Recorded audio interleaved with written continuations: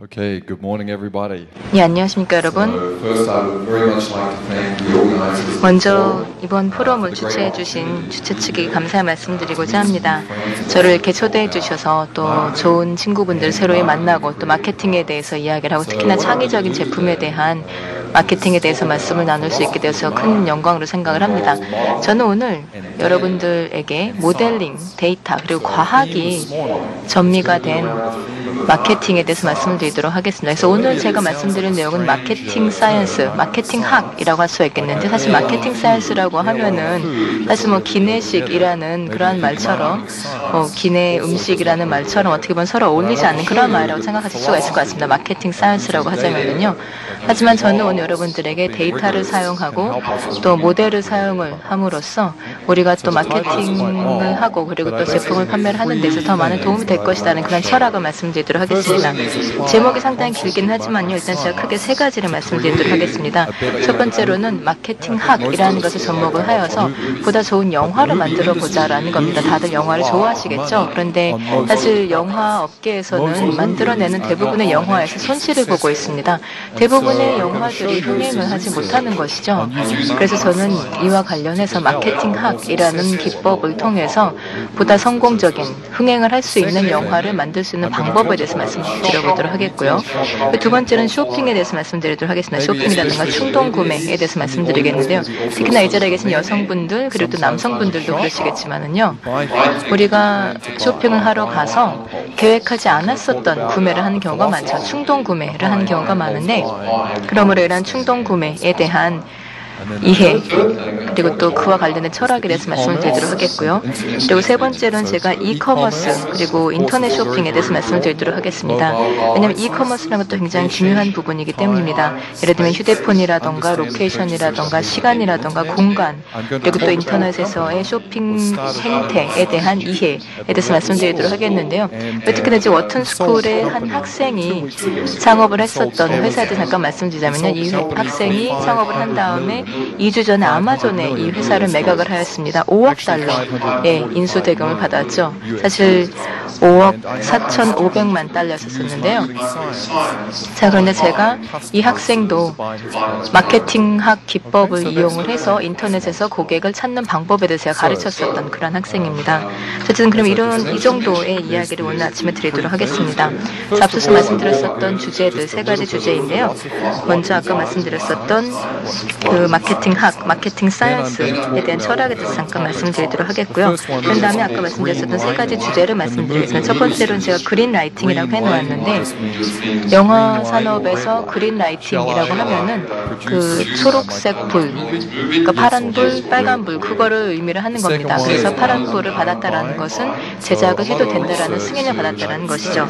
두 번째는 비계획적인 구매, 충동 구매에 대해서 말씀드리도록 하겠습니다. 그래서 한국하고는 좀 다를 수도 있겠지만은 미국에서는 연구 결과를 보면은 매장에 들어가서 구매를 하는 50% 정도는 계획하지 않았었던 구매라고 합니다. 그래서 예를 들면은 이 자리에 계신 누군가가 매장에 들어가서 코트 한 벌 사러 가야지 하고 들어갔는데 결국에는 코트 한 벌 사고 바지 한 벌 사고 또 가방까지 하나 사고 나오는 그런 경우가 많죠. 자, 그래서 사실 이 유통업체 중에서 특히나 이 충동 구매를 잘 장려를 해내는 그런 회사가 바로 이케아입니다. 그래서 이케아 같은 경우에는 이 동선을 잘 만들어 놓아서 그래서 결국에는 이 매장 전체를 다 돌아다니도록 이렇게 동선을 만들어 놓았습니다. 그래서 결국에는 그렇게 함으로써 충동 구매를 많이 하도록 하는 것이죠. 자, 그리고 또 한 가지는 제가 이커머스에 대해서 말씀드리도록 하겠는데요. 여기서는 제가 소수의 취향, 그래서 preference minority라고 말씀드리도록 하겠습니다. 자, 인터넷이라는 것은 특히나 이러한 그 소수의 취향, preference minority에 대해서까지 접근하는 굉장히 뛰어난 능력을 가지고 있습니다. 예를 들면은 이제 이것이 무슨 뜻이냐면요. 나는 검은 수트를 좋아하는데 그런데 우리 동네에서는 다 파란 수트밖에 없다. 그런 상황이 되는 거죠. 그러면은 나는 우리 동네에서는 내가 원하는 걸 살 수가 없지만 인터넷을 통해서 살 수가 있다라는 겁니다. 그렇기 때문에 인터넷 업체에게 있어서는 바로 이러한 preference minority가 굉장히 중요한 고객이 되는 것이죠. 자, 여기에 대해서는 제가 다 읽어드리진 않을 것인데요. 한 2주 전에 뉴욕타임즈에 나왔었던 기사입니다. 이거는 이제 일종의 혁명에 대해서 이야기를 하고 있는 것인데 학계에서의 혁명입니다. 자, 역사에 대한 이해를 이제는 과학적인 방법으로 하고 있다는 거죠. 여기서 짙은 색으로 표시한 부분을 보시면은요. 어학, 역사학, 그리고 예술학에 있어서 가장 중요한 새로운 아이디어는 바로 데이터다라고 이야기를 합니다. 사실 우리 여기 있는 사람들 다 창의적인 사람들이죠.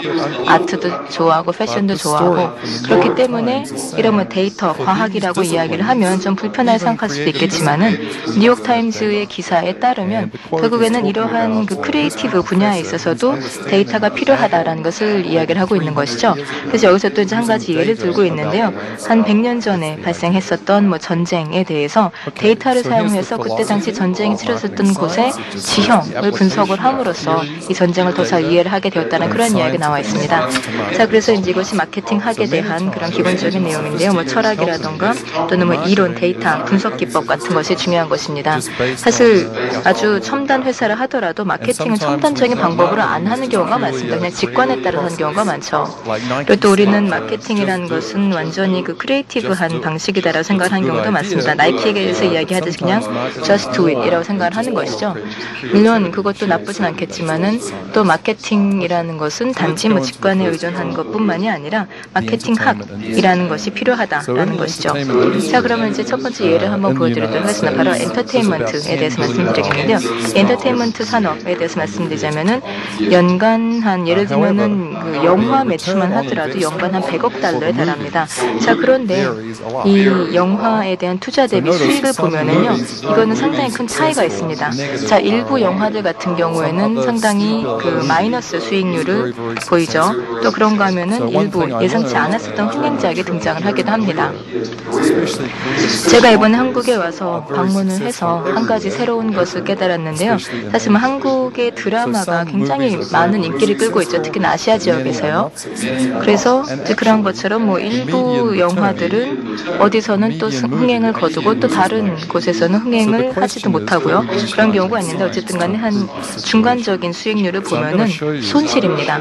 자, 그렇다면은 우리가 이 마케팅학을 통해서 영화에 대한 흥행을 도울 수 있을까를 한번 보는 것인데요.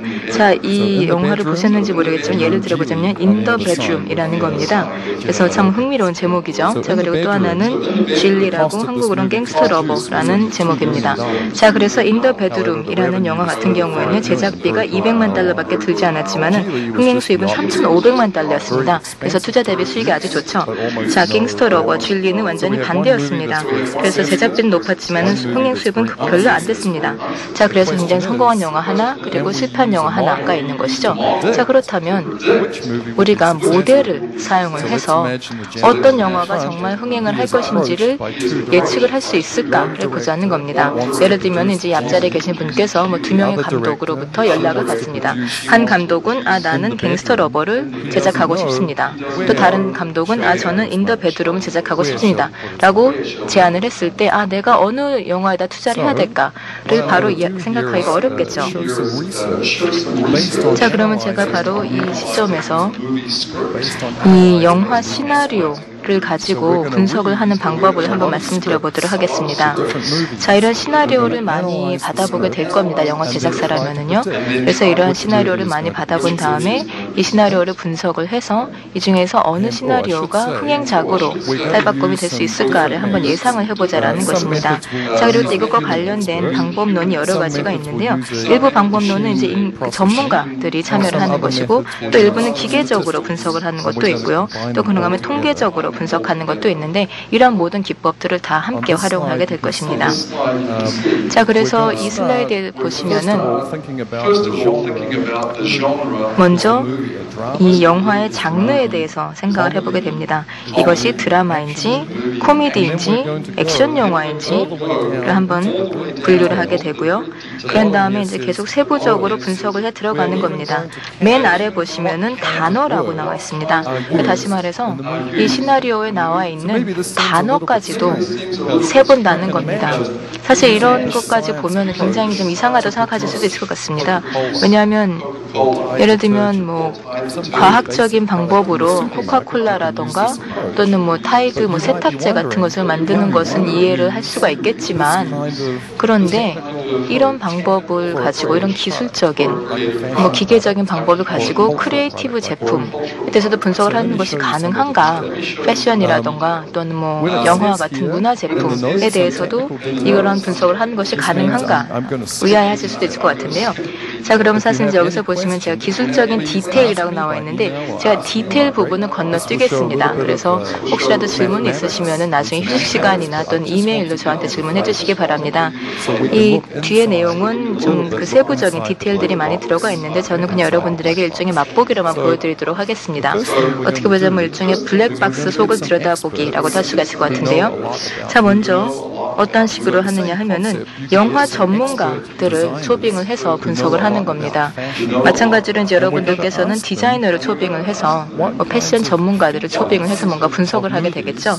마찬가지로 영화 전문가를 초빙을 해서 어떠한 영화, 그러니까 흥행 영화들의 특징이 무엇인가, 흥행 작품의 특징이 무엇인가를 한번 분석을 해보는 겁니다. 그래서 흥행작의 24가지 특징을 분석을 하는 거죠. 예를 들면은 뭐 슬픈 영화일 수도 있고 뭐 재미있는 영화일 수도 있고 뭐 굿캅, 배캅 또는 액션 영화 이런 것도 있을 텐데 어쨌든 이러한 영화들에 대해서 24가지의 특징을 잡아낸 다음에 그리고 또 이제 영화와 관련된 이러한 특징을 이제 몇 가지를 분류를 해보는 겁니다. 자, 이 중에서 제일 위에 것을 보시면요, 프레미스라는 것이 전제입니다. 또 그런가 하면은 뭐 세팅이라는 거, 배경. 그래서 명확한 전제를 가지고 익숙한 배경에서 출발을 한다라는 것이 있고요. 또 이제 밑에서 보시면 캐릭터들이 있습니다. 뭐 어떤 막강한 적수가 있는지, 뭐 어떤 천적 같은 것이 있는지, 그리고 또 이 스토리가, 그리고 또 캐릭터가 점차 더 발전해 나가는가를 보는 겁니다. 자, 그래서 이러한 여러 가지 몇 가지 분류의 특징을 가지고 영화를 분류를 해볼 수가 있다는 것이고요. 자, 그리고 이제 이게 바로 그 디테일 부분입니다. 저희가 이 시나리오에 나와 있는 모든 대사를 다 보는 겁니다. 이러한 대화를 보면서 이것을 다 수학적인 방법으로 요약을 해보는 겁니다. 예를 한번 들어보겠습니다. 자, 왼쪽에 나와 있는 영화, 좀 독특한 영화인데 메멘토 보신 분, 메멘토입니다. 예, 사실 뭐 크리에이티브한 분들이신데요. 메멘토 같은 상당히 독특한 영화도 많이 보실 것 같은데요. 어쨌든 이 메멘토라는 영화는 일반적인 그런 뭐 대중 영화하고 좀 많이 다르죠. 그러니까 브래드 피트 주연의 오션스 12와 같은 영화하고 좀 다르다라는 것인데요. 자, 일단 여기서 보시면 컨센트레이션 인덱스라고 나와 있습니다. 이 컨센트레이션 인덱스라는 것은 미 정부에서 활용하는 그런 방법인데요. 아마 한국 정부에서도 활용할 것 같습니다. 그래서 이제 이것은 뭐 특정 산업을 분석하기 위해서 사용하는 방법인데요. 컨센트레이션 인덱스가 높다라는 것은 하나의 회사가 시장 점유율을 굉장히 많이 가지고 있다는 겁니다. 한 80%까지 굉장히 높은 점유율을 가지고 있다는 것이고 나머지 기업들은 그 점유율이 적다라는 거죠. 그래서 또 컨센트레이션 인덱스 만약에 낮으면 그러면은 경쟁사가 굉장히 많다라는 겁니다. 그래서 점유율이 굉장히 고르게 분포가 되어 있다는 뜻이고요. 자, 그래서 이것을 한번 영화에 적용을 해본 건데요. 메멘토 같은 경우에는 이제 중간중간에 굉장히 집중적인 대화가 있다가 또 그러다가 긴 침묵이 이어집니다. 자, 그런데 오션스 12 같은 경우에는 대사가 훨씬 더 균등하게 이어집니다. 예를 들면은 뭐 브래드 피트가 뭐 조지 클루니에게 뭐 12개 단어의 대사를 하고 그럼 또 조지 클루니가 다른 캐릭터에게 뭐 10개 단어의 대사를 하고 이런 식으로 굉장히 쭉 이어지는 그러한 경향을 보이는데요. 자, 다음 슬라이드는 제가 그냥 간단하게만 말씀드리고 건너뛰겠는데 이제 여기서는 그냥 단지 가장 빈도 높게 사용되는 단어가 무엇인가를 분석을 하는 방법입니다. 그래서 여기서는 모든 영화에서 가장 빈도 높게 사용되는 30개 단어 정도가 있는데요. 예를 들면 총이라던가 또는 칼, 엄마, 아빠, 경찰 이러한 단어가 굉장히 빈도 높게 나온 것을 볼 수가 있습니다. 자, 그래서 여기에 대해서 통계적으로 분석을 해보면 이러한 단어 중에서 일부는 대화용이고 또 일부는 액션용이다라는 것을 볼 수가 있습니다. 자, 그리고 이제 마지막으로 좀 더 기계적인 기술 기술적인 그러한 방법도 쓸 수가 있는데요. 여기서는 이제 셰익스피어 연극에서의 대사입니다. 로미오 로미오 왜 당신은 로미오인가요? 라는 그러한 대사이죠. 굉장히 유명한 대사인데 근데 이것을 이제 기계적으로도 한번 분석을 해볼 수가 있다라는 겁니다. 그래서 여기서 보면은 로미오라는 단어가 3번이 나오고 그리고 왜라는 단어가 하나 나오고 당신은 이 한 단어가 하나가 나오는 겁니다. 자, 그래서 이러한 모든 요소들을 다 조합을 해서 보게 되면은 저희가 이제 한 10개, 100개 정도의 시나리오를 본다고 가정을 해보겠습니다. 아까도 말씀드렸듯이 헐리우드에서는 대부분의 작품들이, 대부분의 영화들이 그 흥행 손실을 보고 있는데요.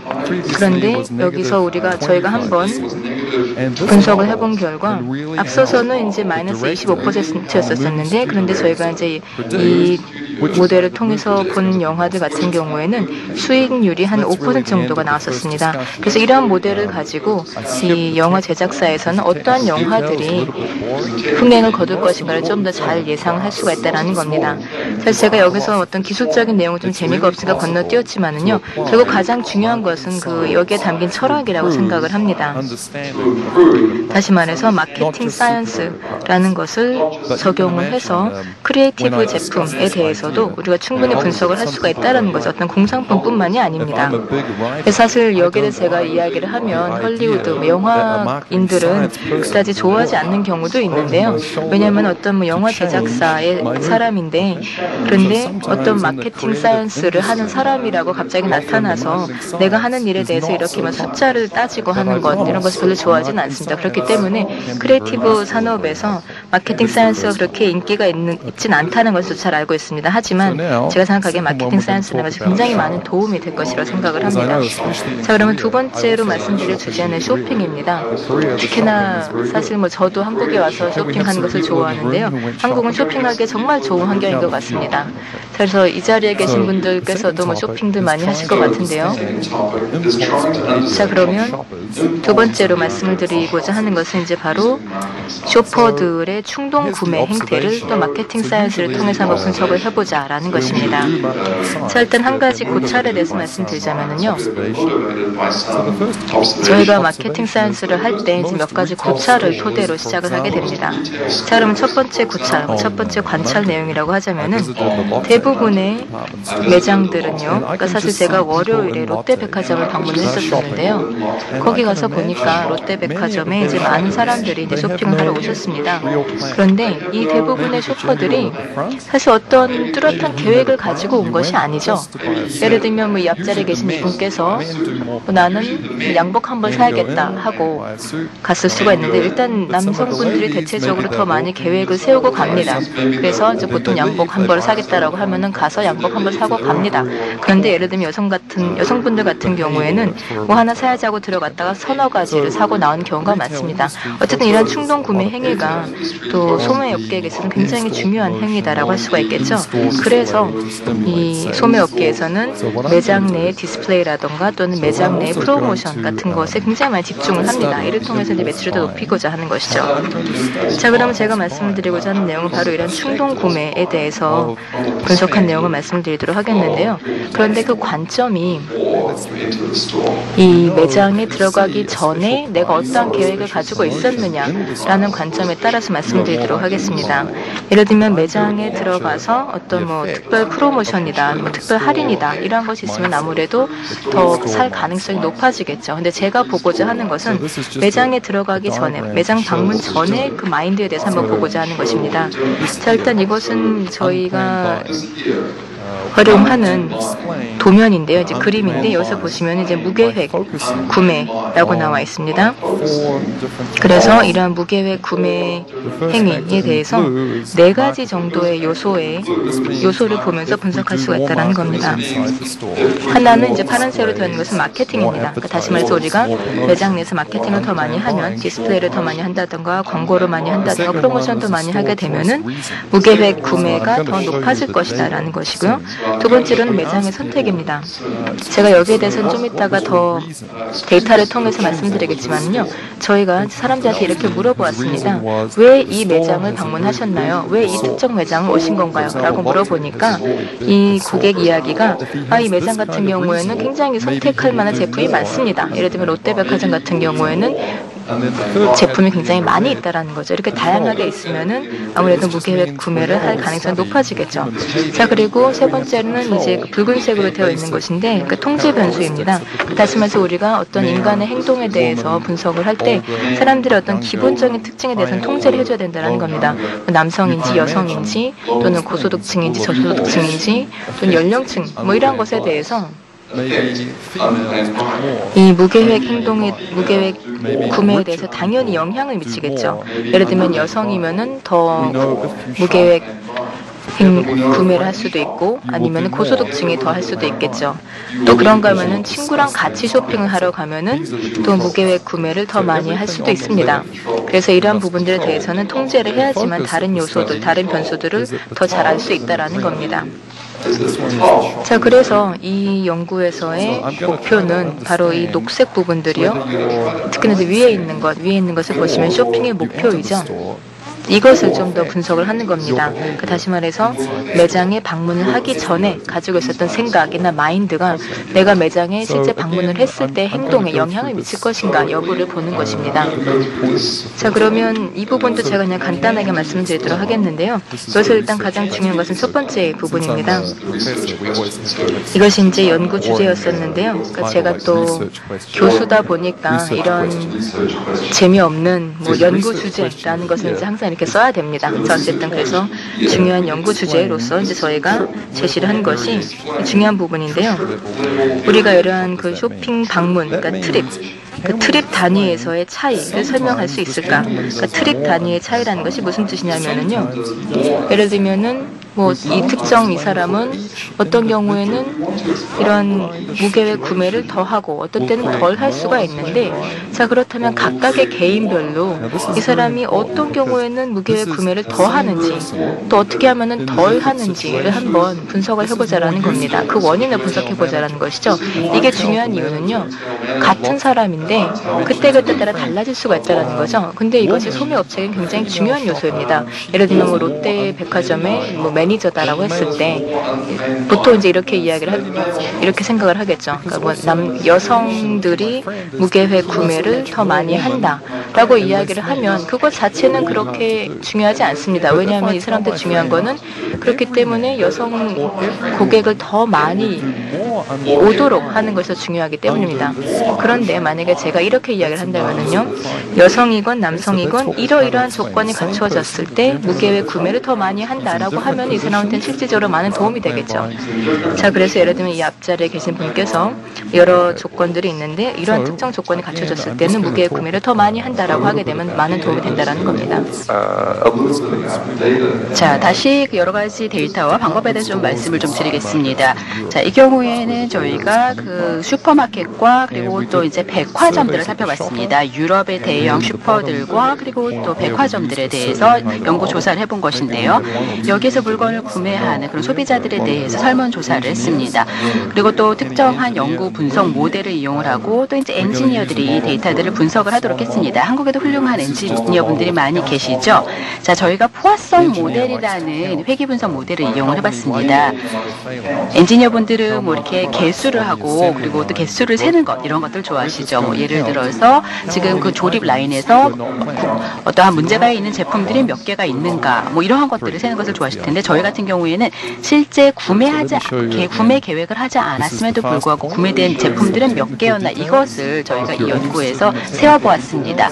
자, 그 다음에 이제 몇 가지 기술적인 그런 디테일들 좀 설명드리겠습니다. 아까도 말씀을 드렸듯이 테크니컬 디테일에 대해서 관심이 더 있으신 분들은 나중에 제가 더 추가 설명을 드릴 수 있겠지만 여기서는 일단 맛보기 형식으로 간단하게만 설명드리며 넘어가겠습니다. 자, 다이어리 패널이라는 것을 했습니다. 특정 지역이나 소비자를 대표할 수 있는 개인들이 패널을 구성을 해서 매일 매일매일 구매 내용을 기록하도록 하는 것이죠. 그래서 유럽의 소비자들이 이제 실제 구매한 기록들을 살펴봤습니다. 여기에서 저희가 살펴봤었던 것이 약 18,000여 건의 구매 건수입니다. 자, 이분들은 쇼핑을 할 때마다 저에게 영수증을 제출을 해야 되고, 그리고 또 해당 쇼핑 트립에 대해서 여러 가지 질문들을 답을 해줘야 됩니다. 왜 쇼핑을 하러 갔는지, 그에 대해서 미리 계획을 세웠었는지, 그리고 또 그러니까 친구들이 같이 쇼핑을 하러 갔었는지, 이런 것들에 대해서 답변을 해줘야 됩니다. 그리고 또 스페인이 되었던, 네덜란드가 되었던, 독일이 되었던 이 소비자들의 집에 저희가 방문을 하고 거기서도 데이터를 수집을 하게 됩니다. 지금은 중국과 브라질 쪽 데이터도 수집을 하고 있는데요. 저희는 혹시 문화적인 요소가 어떠한 소비자들의 그 계획 관련 습관이나 아니면 그런 충동구매에 영향을 미치는가, 요걸 좀 알아보고 싶었기 때문에 이렇게 여러 국가들을 또 살펴보게 되었습니다. 자, 글씨가 너무 작아서 아마 안 보이실 텐데요. 이게 일단 이 소위 쇼핑객들이 응답을 해줘야 되는 설문지입니다. 쇼핑 트립 1회당 이 각각의 질문들에 대해서 답변을 해줘야 되고요. 지금 일부 항목만 제가 여기에 지금 띄워서 보여드리고 있습니다. 자, 녹색으로 표시되어 있는 질문을 보도록 할까요? 만약에 소비자가 내가 상점에 가기 전에 미리 이것을 사겠다고 계획을 세웠고 그 다음에 그거를 구매를 했다. 이 경우에는 이제 이게 소위 계획된 구매가 되겠죠. 자, 빨간색으로 표시된 부분 볼까요? 상점에 보면 그 위쪽에 보면은 상점에 들어가서 이 물건을 사겠다라고 결정을 하고 구매를 했다 라고 적혀 있습니다. 이쪽은 소위 그 무계획적인 구매 내지는 충동 구매가 될 수 있습니다. 그래서 이러한 항목들의 개수함으로써, 개수를 셈으로써 소위 계획된 구매와 계획하지 않은 구매가 몇 건 있었는가를 저희가 세게 됩니다. 자, 저희가 사용을 했었던 실증 모델입니다. 좀 복잡해 보이긴 하죠. 근데 어쨌든 이런 모델들을 저희가 연구에 항상 접목을 좀 시켜야만 합니다. 그래서 지금 보여드리고 있고요. 이 모델을 이용을 함으로써 이러한 계획하지 않은 구매가 발생할 확률을 계산하게 되는 것입니다. 자, 결과 부분이 좀 더 흥미로우실 테니까 그 부분을 보여드리겠습니다. 자, 첫 번째 결과 보도록 할까요?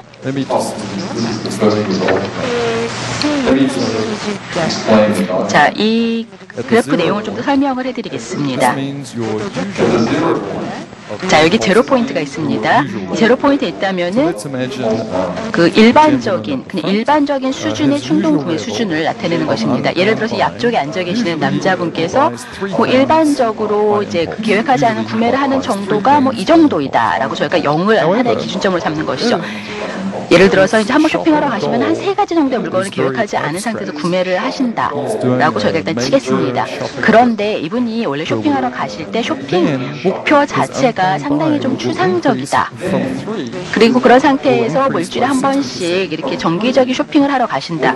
그런 경우에는 이제 그 계획이 딱히 없으신 상태에서 쇼핑을 하러 가셨었기 때문에 그 계획하지 않은 구매가 60% 이상으로 증가하게 됩니다. 그리고 또 쇼핑의 방식이 이렇게 왼쪽에서 오른쪽으로 쭉 이동을 할수록 조금 더 이렇게 초점이 바짝 잡힌, 그리고 또 잘 계획된 그러한 구매 계획을 가지고 가신다는 뜻인데, 그런 경우에는 충동 구매나 계획하지 않은 구매의 건수가 줄어들게 됩니다. 자, 그래서 이 부분을 좀 더 자세하게 살펴볼까요? 미국 같은 경우에 월마트 같은 경우에는 이런 슬로건을 가지고 있습니다. 아주 간단한 슬로건입니다. 새로운 슬로건인데요. Save money, live better. 다시 말해서 돈은 절약하고 그리고 더 잘 삽시다라는 그러한 목표를 가지고, 새로운 모토를 가지고 있습니다. 좀 추상적이죠. 그래서 월마트를 딱 떠올리면 그냥 좀 마음이 편해집니다. 전 개인적으로 월마트를 선호하진 않지만 어쨌든 그 모토를 딱 떠올려서 생각을 해보면 좀 마음은 편해집니다. 왜냐하면은 거기 가서 쇼핑을 하면 내가 돈도 절약할 수 있고 더 잘 살 수 있겠구나 라고 생각을 하게 되니까요. 월마트에서는 이제 뭐 여러 가지 고가 상품들도 팔고 있고, 그리고 유기농 제품들도 판매하고 있습니다. 그리고 또 이들의 모토는 어떠한 특정한 제품에 초점을 맞춘 것이 아니라 그냥 좀 일반화된 그런 모토이죠. 돈도 절약을 하고 그리고 또 사람들과 뭐 더 잘 인터랙션하면서 더 좋은 삶을 누릴 수 있다라는 그러한 메시지를 전달 투자를 하고 있으니까 이러한 추상적인 목표를 쇼퍼들이 갖도록 하게 되는 경우에는 계획하지 않은 구매 건수가 더 늘어날 수 있습니다.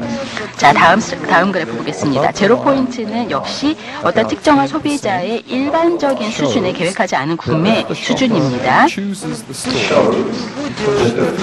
자, 만약에 어떠한 특정한 소비자가 어떤 매장을 선택해서 방문한 이유가 이쪽은 가격이 낮아서 내지는 이쪽에는 다양한 종류의 선택의 여지가 있으니까 라는 이유로 그 매장을 선택을 했으면은 계획하지 않은 구매가 더 늘어날 가능성이 큽니다. 그런데 어떤 특정한 매장을 선택한 이유가 여기 가면 사람들이 별로 없어서 붐비지 않아서 쇼핑하기가 좋다라는 이유로 특정한 매장을 선택을 하게 되는 경우에는 이러한 계획하지 않은 구매 건수가 줄어든다라는 것이죠.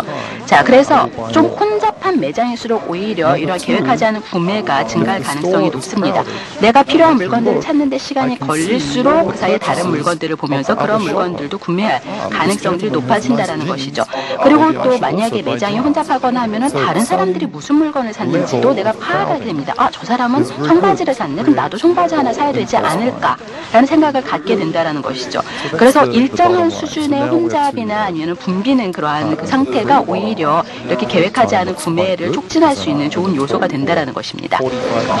자, 제 발표의 세 번째 주제로 넘어가도록 하겠습니다. 제가 원래 45분 시간이 주어졌는데 지금 시간 관리는 제가 잘 해가면서 발표를 하고 있는 것 같습니다. 마지막 주제 보도록 하겠습니다. 자, 제가 개인적으로 상당히 흥미롭게 생각을 하는 주제입니다. 이건 인터넷과 관련된 또 전자상거래와 관련된 내용이기 때문이죠. 지금 사실 아까 축사나 환영사 같은 것들을 말씀을 해주실 때 또 이미 언급이 된 그런 중요한 점들을 제가 기준을 말씀을 드리자면은 이런 사실 그 전자상거래가 점점 더 중요해진 것 같습니다. 지금 미국 같은 경우에는 블랙 프라이데이라는 것이 있습니다. 땡스기빙 명절 바로 뒤에 따라오는 것이죠. 근데 금년에 이커머스 만데이라는 새로운 또 날이 하루가 더 도입이 되었습니다. 지금 블랙 프라이데이 같은 경우에는 11월 26일이었고요. 금요일이었죠. 그리고 또 이 이커머스 만데이는 11월 29일 월요일이었습니다. 좀 더 설명드리겠습니다. 쇼핑객이 처음에는 인터넷에서는 디지털 제품들만 구매를 하곤 했었습니다. 디지털 제품이라는 게 무엇을 의미하는 걸까요? 디지털 제품이라는 거는 예를 들어서 책 같은 걸 들 수 있겠습니다. 아마존에 딱 갔는데 어떤 책이 있더라. 그래서 그 책을 주문을 해서 그걸 집에서 받는 것이죠. 그 책의 특징은 완전히 디지털하다라고 제가 설명을 할 수 있습니다. 자, 그 다음에 제가 입은 이런 양복, 이거 좀 디지털하지 않죠. 인터넷상에서 이거 색상 같은 것을 제가 보고 파악을 할 수는 있지만 인터넷을 통해서 제가 질감 같은 것들을 느껴보거나 할 수는 없습니다. 비디지털 어떤 특성들이 있다라는 것이죠. 그런데 미국도 그렇고 한국도 아마 비슷한 동향이 나타나고 있을 것 같은데 이제는 소비자들이 이렇게 인터넷을 통해서 소위 비디지털 제품들도 점점 더 많이 구매하고 있습니다. 패션 쪽에서 성공을 거두고 있는 비즈니스들을 생각해보면 그 중에 하나 GILT라는 GILT라는 그러한 그룹이 있습니다. 어떠한 그 죄책감을 의미하는 GUILT가 아니라 그냥 GILT입니다. 길트 그룹입니다. 길트 그룹에서는 루이비통이나 돌체가바나 구치 이러한 그 브랜드의 제품들을 인터넷에서 판매를 하고 있고 그리고 사용하는 접근법이 그룹 접근법입니다. 그룹에 속하게 되어야지만 실제 거기에서 제품을 구매를 할 수 있다는 것이죠. 예를 들어서 지메일 계정을 한번 생각을 해보시기 바랍니다. 내가 사실 지메일 계정을 만들기 위해서는 구글의 지메일 계정을 만들기 위해서는 친구가 원래는 초청을 해줘야지만 그러한 계정을 만들 수 있거나 했었죠. 비슷한 개념입니다. 자, 길트 그룹이 한 2년 전쯤에 처음 시작이 되었는데 이제는 거기에 가입이 되어 있는 쇼퍼가 수백만 명이라고 합니다. 자, 그 다음에 This Next, THISNEXT, This Next라는 그러한 회사가 있습니다. 가입 회원 수가 700만 명 정도이고요. This Next는 소위 트렌디한 사람들이 서로 커뮤니케이션을 할 수 있는 그런 장입니다. 자신들의 습관에 대해서 커뮤니케이션을 할 수 있는 장이죠. 자, 앞쪽에 앉아 계시는 여자분 상당히 아름다운 그런 목걸이를 하고 계십니다. 아주 패셔너블한 분이신 것 같습니다. 자, 이분께서 자신 사진을 딱 찍어서 이 This Next에다가 이거를 올리시고 그리고 이 제품에 대해서 포스팅을 할 수 있겠죠. 그럼 다른 사람들이 그 사진을 보면서 아, 이런 패션 트렌드가 있구나 해서 이걸 따라할 수 있다는 겁니다. 그리고 이제는 미국의 구글에서도 boutiques.com이라는 웹사이트를 지금 출범을 시켰습니다. 소위 차세대의 그 패션 디자이너들을 양성을 하기 위한 목표를 가지고 있다고 알고 있습니다. 그래서 이런 측면에서 전자상거래와 인터넷은 점점 더 패션의 중요도가 높아지고 있는 것 같습니다. 자, 제가 여기서 컨테이전이라는 단어를 띄웠습니다. 컨테이전 하면 뭐 전염병 이런 것들을 떠올리실 것 같습니다. 아, 내가 감기가 걸려서 그 전염 요소를 뭐 옆 사람한테 옮겼다. 그래서 불쌍하신 김 교수님까지도 감기 걸려버린다. 이런 사정들을 생각을 해보실 것 같습니다. 컨테이전이라는 것은 전파, 전염 이런 걸 의미하는 것이죠. 그런데 인터넷 회사들에게는 이 컨테이전이 아주 중요합니다. 뭔가가 구전 효과 같은 것들이 퍼져나가는 것, 새로운 고객에게 어떤 새로운 소식이 전해져 나가는 것, 이게 아주 중요하다는 것이죠. 자, 현재 미국에서는 수십억 달러가 B2C, 비즈니스 투 컨슈머 활동을 위해서 사용이 되고 있습니다. 그 다음에 O2O라는 게 적혀 있죠. O2O, 제가 2달 전쯤에 처음 들은 말입니다. O2O는 아주 흥미로운 부분이 있는데요. 아마 한국이 이런 부분에서는 미국보다 더 앞섰을지도 모릅니다. 그래서 아마 잘 알고 계실지도 모르겠네요. O2O라는 것은 온라인을 이용을 해서 고객을 오프라인으로 유도를 하는 것입니다. 그리고 이 O2O라는 게 사실 B2C보다는 잠재력이 더 큽니다. 왜일까요? 자, 이 앞쪽에 계시는 남성분 한번 들어볼까요? 지금 이분의 모든 대부분의 소비 습관, 이분께서 지출하시는 대부분의 지출이 사실 이분이 사시는 곳 근처 주변에서 많이 이루어질 겁니다. 저 같은 경우에는 파크와 어빙 스트리트에서 19번가에 살고 있습니다. 마나탄에 살고 있죠. 거기서 그 주변에서 뭐 제가 식당도 가고 커피도 사 마시고 그리고 바지도 사고 그리고 또 머리도 자릅니다. 근데 그런 모든 활동들이 제 집 주변에서 많이 이루어진다는 거죠. 그래서 O2O 같은 경우에는 그룹온이라는 회사를 한번 떠올려 볼 수 있는데요. 그룹온이라는 거는 GROUP-ON입니다. 그룹원이 저에게 예를 들어서 쿠폰을 보내줍니다. 제 핸드폰으로 쿠폰을 보내주고 거기에 이런 말들이 적혀 있습니다. 예를 들어서 한 10명 정도가 어떤 식당을 같이 이용을 하게 되면 소위 공동 구매를 하게 되면은 스테이크의 가격을 할인해 드립니다. 이런 프로모션을 하는 거죠. 그리고 예를 들어서 뭐 어떤 특정한 그러니까 미용실을 방문하는 사람이 15명이 된다. 이런 경우에는 공동 구매를 통해서 더 낮은 가격을 드립니다. 이런 식으로 제안을 해주는 겁니다.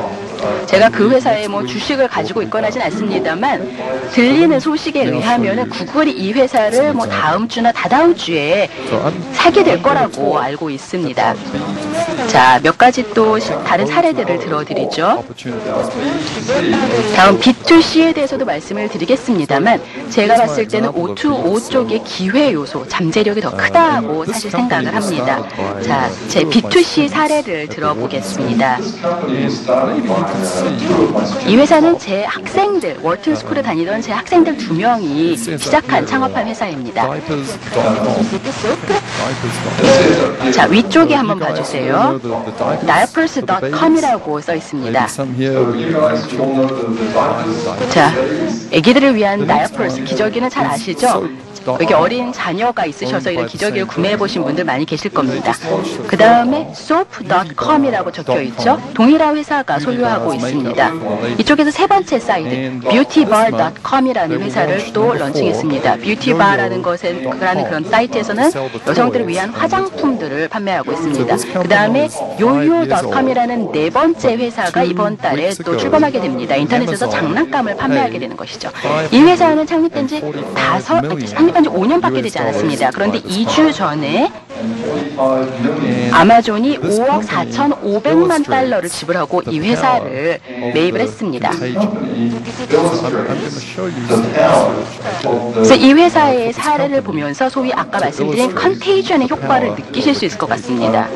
자, 이 회사에 대해서 진행을 했었던 연구 결과를 말씀을 드림으로써 이 컨테이전의 위력을 다시 한번 설명드리겠습니다. diapers.com에 가시면은 아기용품들을 다 구매하실 수 있습니다. 뭐 이유식이라든지 분유라든지 기저귀라든지 등등 이런 것들을 구매하실 수 있고 그 제품이 뭐 하루 이틀 만에 여러분 집으로 택배 배달이 됩니다. 그리고 이 회사가 상당히 흥미로운 시스템을 가지고 있습니다. 예를 들어서 제가 diapers.com의 고객이라고 치겠습니다. 근데 제가 제 친구에게 이메일을 보냅니다. 예를 들어서 이 앞에 앉아 계시는 이 여자분께 제가 그 이메일을 보내고 이분이 제 소개 덕분에 어떤 물건을 구매하시게 되면 제가 뭔가 혜택을 얻게 됩니다. 뭐 예를 들어서 이 diapers.com에서 물건 구매할 때 사용할 수 있는 뭐 1달러를 얻는다든지 이런 효과가 있는 것입니다. 그리고 제 소개로 인해서 물건을 구매하신 이 여자분도 뭔가 어떠한 이런 인센티브를 또 얻게 됩니다. 이게 컨테이전 효과를 불러일으킬 수 있겠죠. 자, 이걸 인터넷 소매점들 리테일러에다가 적용시킨 사례를 보도록 하겠습니다. 위쪽에 있는 내용은 여러분들 다 잘 아시는 걸 겁니다. 일반적인 소매 유통업에서 가장 중요한 세 가지 변수를 꼽아라 하면은 첫 번째 변수는 위치, 두 번째 변수도 위치, 세 번째 변수도 역시 위치입니다. 이 위치가 가장 중요한 변수라는 것이죠. 롯데 백화점이 어디에 위치해 있는가 이게 가장 중요하다는 겁니다. 근데 인터넷상에서는 여러분들의 매장은 어떤 특정한 위치를 가지고 있지 않습니다. 그러나 여러분들의 고객은 소비자들은 어떤 특정한 위치에 있죠. 그리고 또 여러분들의 다음 고객의 만약에 이 첫 번째 고객의 주변에 있느냐 내지는 그 첫 번째 고객과 상대적으로 봤을 때 어떤 위치에 있느냐 이게 중요해집니다. 자, 제가 제 아파트에서 작은 실험을 한번 해봤습니다. soap.com에서 어떠한 물건들을 제가 구매를 했고요. 그리고 그 박스 바깥에는 이제 택배 배달에 대해 soap.com이라는 글자가 쓰여 있겠죠. 그래서 그 박스를 근데 제가 아파트 문밖 같은 데다 그냥 놔두고 제 그 이웃이 그 박스를 볼 수 있도록 해둡니다. 그러면 아마 그분도 soap.com에 가서 뭔가 또 물건을 구매하실지도 모르겠습니다. 그리고 그렇게 했더니 그 다음날 또 다른 그 집 앞에는 soap.com에서 배달된 또 다른 박스가 하나 놓여있는 걸 봤고 또 그 다음에 보니까 또 diapers.com에서 물건을 구매한 게 또 다른 집에 배달되어 있는 걸 봤습니다. 이러한 소위 전파 효과가 있는 겁니다. 자, 그리고 저희가 이러한 매출 관련 데이터들을 개별 웹사이트에 대해서 구할 수도 있겠지만 정부 쪽에서도 소위 이 로케이션, 위치에 대해서 많은 정보들을 수집하고 있습니다. 그리고 이런 정보가 인터넷 리테일러들에게는 매우 중요합니다. 인터넷 리테일러들은 뭐 미국 어디에서 접속을 해서 들어가 보든 똑같은 모습이죠. 제가 로스앤젤레스에서 diapers.com에 접속해 들어갔을 때 제가 보게 되는 웹사이트의 모습이 뉴욕에서 접속해서 들어갔을 때 보는 모습과 동일합니다. 그래서 온라인 상에서 매장의 로케이션은 동일하지만 고객은 사실 차이가 있죠. 예를 들어 로스앤젤레스에서 뭐 제가 교외에 살고 있으면 슈퍼가 상당히 멀리 있을 수도 모릅니다. 그런데 반면에 마나탄 중심부에 살고 있는 친구가 있다고 했을 때 그 친구는 바로 옆 건물에 뭐 그러니까 이런 그 매장 같은 것들이 있을 테니까 상당히 그 처한 위치가 다릅니다. 저같이 이렇게 슈퍼 자체가 먼 곳에 위치하고 있는 그런 소비자들은 인터넷을 훨씬 더 가치 있게 생각을 하고 인터넷에서 구매하는 것을 훨씬 더 편리하게 생각을 하겠죠. 자, diapers.com에 대해서 이런 부분을 조금 더 설명드리겠습니다. 저희가 소위 preference minority라는 그런 개념을 한번 적용을 해봤었습니다. 그러니까 어떠한 해당 지역이나 집단 내에서 소수에 해당되는 선호도를 가진 사람들이죠. 이 아이디어를 diapers.com의 판매에 적용을 해본 겁니다. 자, 이쪽 그룹을 그 하나의 뭐 그러니까 A 동네라고 한번 쳐보도록 하겠습니다. 그리고 이 동네에 어린 자녀가 있는 가족이 하나가 있습니다. 나머지 9 가족은 자녀가 없고요. 자, 이렇게 어린 자녀가 있는 여성이 사실은 여기서 소수에 해당이 될 겁니다.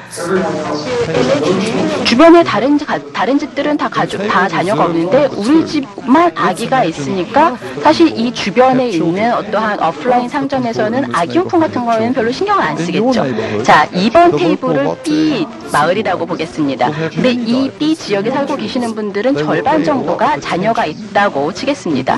그러면은 이 지역에 위치한 뭐 롯데 백화점에서는 이 자녀들을 위한 그 기저귀 브랜드를 여러 가지를 가지고 있을 수 있겠죠. A 지역과는 상당히 다른 양상이 전개가 될 겁니다. 그러다 보니까 이 A 지역에서 발생하는 온라인 매출, 온라인 쇼핑이 훨씬 더 많을 것입니다. 자, 기술적인 그 디테일들은 그냥 건너뛰겠습니다. 이 부분 그냥 간략하게만 좀 설명을 드리고 넘어가겠습니다. 제가 이 연구를 제 동료와 함께 진행을 했는데요. 연세대학교에 계시는 동료분입니다. 그리고 저희 아이디어를 한번 테스트를 해보기 위해서 어떤 수학적인 분석을 하기 전에 그냥 아이디어를 한번 테스트해보기 위해서 필라델피아에 있는 여러 개의 상점들을 한번 방문을 해봤었습니다.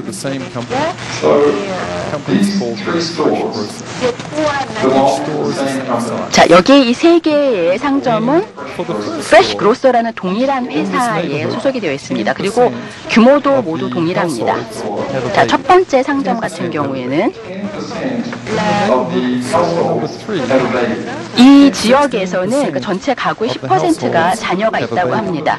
자, 그 다음에 3번 상점이 위치하고 있는 동네에서는 전체 가구 중에서 16%가 자녀가 있다고 합니다. 자, 이제 첫 번째 상점에서는 이 아기용품을 위한 진열 공간이 훨씬 더 적습니다. 세 번째 상점에 비해서 말이죠. 사실 이 정도 분석은 그렇게 뭐 심도 있는 분석이라고 보기는 어렵죠.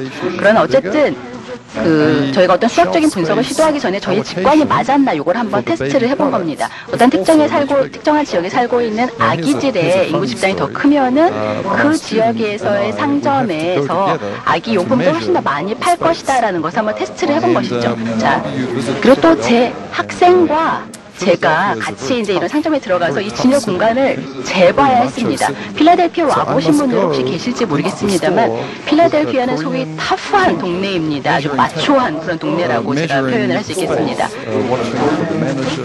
그래서 제가 뭐 한국에서 산 핑크 색깔 그러니까 줄자를 들고 이렇게 상점에 들어가서 혹시 매니저가 보지 않나 이런 거를 그 눈치를 보면서 그 진열 공간을 그러니까 길이를 재야만 했습니다. 필라델피아 같은 데서 핑크 색깔 이렇게 줄자 같은 거 들고 돌아다니시면은 사람들이 좀 이상한 눈으로 쳐다보기 때문에 제가 좀 많이 눈치를 보면서 좀 그 길이를 재야만 했습니다. 자, 그 다음에 저희가 미국의 그 지도를 좀 분석을 해봤습니다. 그리고 혹시 이 Preference Minority Index라는 것은 어떤 게 나타나는가 이걸 좀 살펴보고자 했었는데요. 이 경우에는 Preference Minority Index가 상당히 높게 나타납니다. 아까 A 지역에서는 아기가 있는 가구가 하나밖에 없다고 그랬죠. 자, 두 번째 지역에서는 그 Preference Minority Index가 매우 낮습니다. 5개의 가구가 지금 자녀를 가지고 있다고 말씀을 드렸었습니다. 자, 테크니컬 디테일들 뭐 몇 가지 그 통계 모델들 이런 건 이제 건너뛰고 자, 이 연구를 통해서 최종 결과는 어떻게 나왔는가를 본 슬라이드를 통해서 설명을 드리겠습니다.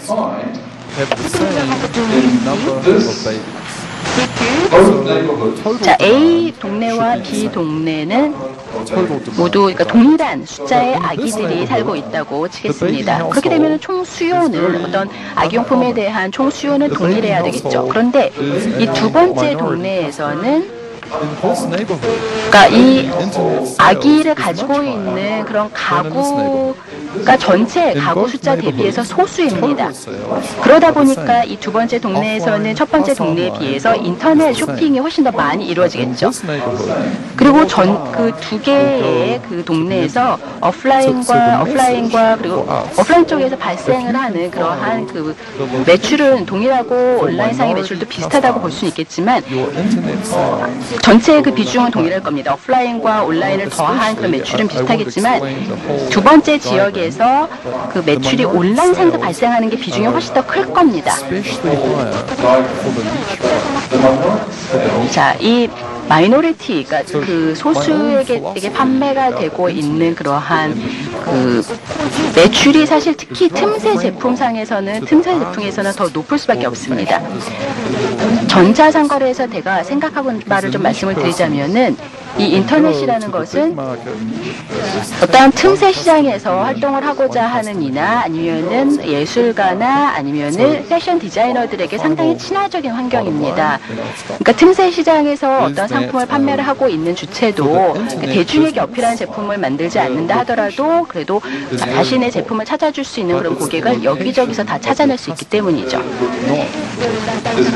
자, 인터넷 비즈니스에 있어서도 그 위치가 상당히 중요합니다. 오프라인 상점 못지않게. 그러나 여기서 중요한 위치는 상점의 위치가 아니라 고객의 위치입니다. 제가 아까 컨테이지언 프로세스에 대해서 여러 가지 분석을 했다고 말씀을 드렸었죠. 이 컨테이지언 효과가 상당히 중요합니다. 이러한 그 아까 말씀을 드렸었던 diapers.com이라는 회사가 이런 소위 전파 효과 내지는 컨테이지언 효과를 가지고 있지 않았더라면 아마존에게 5억 달러가 넘는 돈에 팔릴 수는 없었을 것입니다. 그렇기 때문에 이러한 컨테이지언 효과를 잘 살리는 것이 매우 중요하다는 것 다시 한번 말씀을 드리겠습니다. 그래서 정리 요약을 해볼까요? 저희가 영화와 충동 구매와 전자상거래, 온라인 쇼핑 이 세 가지를 살펴봤습니다. 이 세 가지가 모두 다 크리에이티브한 프로세스라고 저는 생각이 됩니다.